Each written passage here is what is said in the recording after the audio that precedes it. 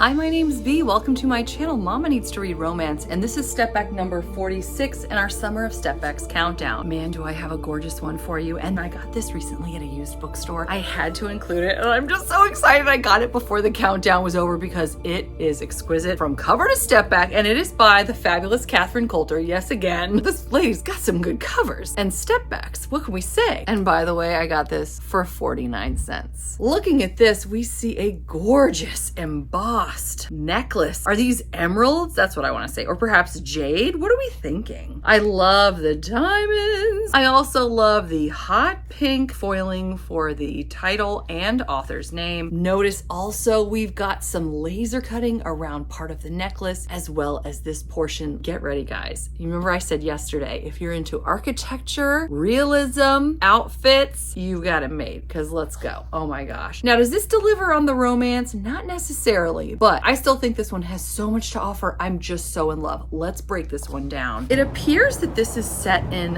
I want to say, a cathedral, but if you notice, it looks like, obviously, it looks like ruins. We see ivy and branches growing out even of the top. Looking at the bottom, you can see there's crumbled pieces along some of the outer walls. But I find the archways to be just gorgeous. This makes me wish that I had taken an architecture class, quite frankly. And looking over on the other side, I feel like these windows are begging for stained glass. Am I right? I mean, good night. Can you imagine how beautiful that would look? Interestingly, our couple, which I believe is featured twice in the stepback, the one that we can see in their entirety, they're embracing, but this is not a romantic moment. This is perhaps a scary moment. The question becomes, what are they looking at? Were they in a romantic embrace and it was interrupted? And by whom? Or what? It just makes you wonder. Looking at this couple close up, I'm so impressed. Look at the way the light plays, especially on his hair. They look real. This looks like a photograph to me. I love his tie, the ruffles on the edge of his sleeves, his coat. And I just noticed it. This is artist Gregg Gulbronson.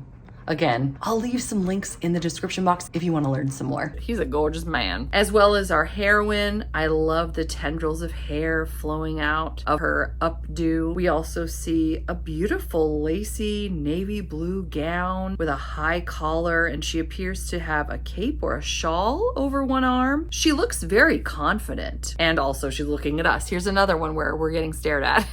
Sorry about that. She's confidently looking at us, whereas he looks more wary, maybe irate, in fact. If you can think of any other words to describe either of them, leave them in the comments. I love to see your thoughts. Now let's skim through this entire stepback again as we learn more about this story. The heir first appeared as Lord Deverell's heir all the way back in 1980. Another rewrite.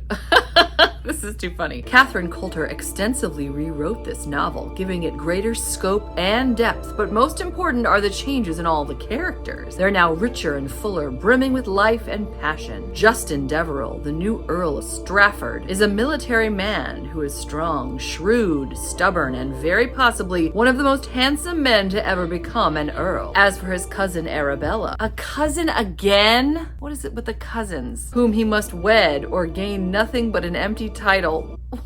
Why? She is more like him than either of them would like to admit. Faced with an order from her father's will to marry this man, she rebels. Since her father is dead, she has no other target except the new earl. In him, however, Arabella meets her match. These two flamboyant people do wed, despite the fact that Justin believes she has betrayed him before their wedding. And also, she's his cousin. We're not worried about this at all. No one cares. And thus, married or not, there is hell to pay. Who does the earl believe is his wife's lover? There's only one snake in the garden, the young and charming Comte de Tricassis, a relative visiting from France. Is he also their cousin? The earl wants to unalive him, but he holds off because he knows the young man came for a reason. The earl wants him under his eye until he figures out why. He knows he's up to no good. He just doesn't know what the no good is.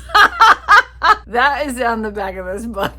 He does not know what the no good is. Don't you hate when that happens? Justin and Arabella set off fireworks, both in their anger and in their passion. Oh, I don't know. I don't think there's anything else to say, unless you can think of something, in which case, I'd love to see it in the comments. You can also make a prediction for tomorrow's book, which has winter in the title. It's got a super cool cover. Wait until you see it. I love the Stepback as well. I hope you're doing well. Thanks for making my day every single day. Until next time, thanks so much. Take care. Bye.